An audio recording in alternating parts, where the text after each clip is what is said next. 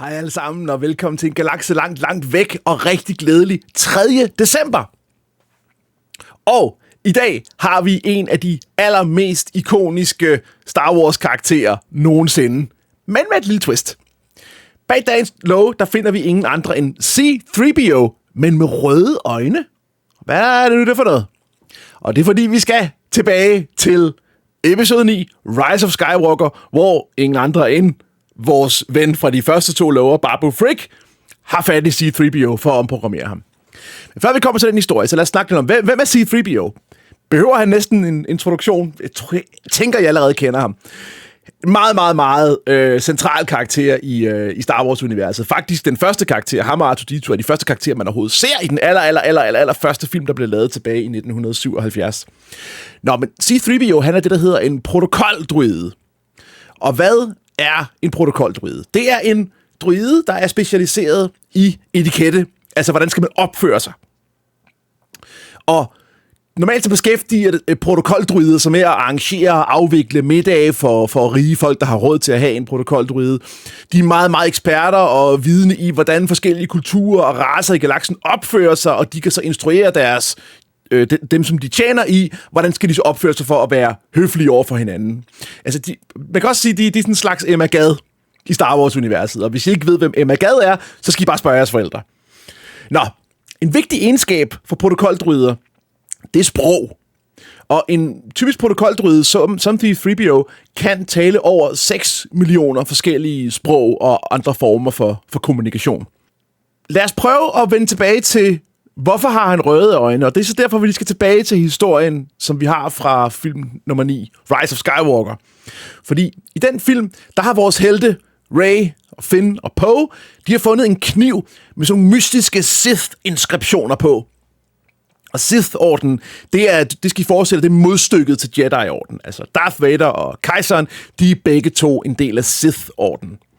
Nå, problemet er, at C-3PO, han anerkender, han ved, at det er Sith-inskriptioner. Han kan også godt læse det, men hans programmering forbyder ham at oversætte det. Han må åbenbart heller ikke snakke om det. Det ville ellers have været en del lettere, men desværre. Derfor så er det, at de beslutter, at de er nødt til at få Babu Fricks hjælp, så de rejser til Kijimi, hvor det er, at Babu Frick han holder til. Han har sit værksted.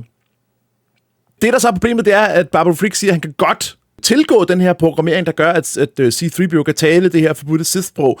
Men det betyder, at lige så snart han har gjort det, så vil C-3PO blive fuldstændig nulstillet, og derved miste al sin hukommelse og starte forfra, som om han var en helt ny robot. Og det var ikke så godt, fordi så holder han jo lidt op med at være den C-3PO, vi kender. Men han indvilliger alligevel i at gøre det, så han offrer sig selv lidt for gruppen, og siger så, at Babu Frick skal gøre det, han nu skal gøre. Så det gør han. Så bliver den her forbudte programmering indstillet i ham, og det er det, der så sker i filmen, at når han tilgår den, så bliver hans øjenlamper, de bliver så røde, og det er det, som vi ser på figuren her i dag. Og så snakker han så det forbudte Sith-sprog, som der fortæller dem, hvor de skal tage hen, for at finde den dims, der kan bringe dem til der, hvor kejseren opholder sig, og har sin skjulte flåde og alt det her. Så det er sådan et forholdsvis vigtigt sted i filmen.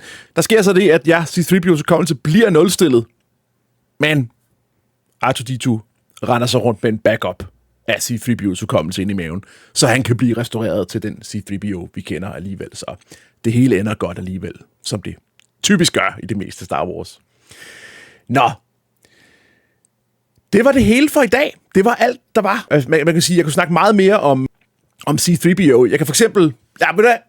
I får lige et bonusfakt. C-3PO og R2-D2 for den sags skyld, er de 2 eneste karakterer, som er med i alle 9 film. Det er der ikke nogen andre karakterer, der er. Så det synes jeg er meget sjovt, egentlig, at det lige er de 2, som i starten er lidt comic relief, eller de er også comic relief hele vejen igennem. Men det er sådan en af de røde tråde, der binder det hele sammen. C-3PO er jo et spillet af Anthony Daniels i alle 9 film også. Og Anthony Daniels er jo helt fænomenal til netop at give C-3PO den her lidt nederen personlighed, som man jo har.